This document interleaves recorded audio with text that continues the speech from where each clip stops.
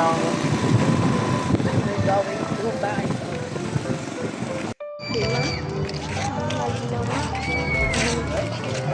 So, we're going to food court para magkain. Malamang food court. Ay! Oh, ang daming tao. Hi po kayo sa vlog namin. So, ngayon guys, pumunta Santo. Hindi alam. So, ngayon, apa, hinahanap na kami nila kuya. Kami nakapagsiksikan daw lang net. Ikapoy na kami.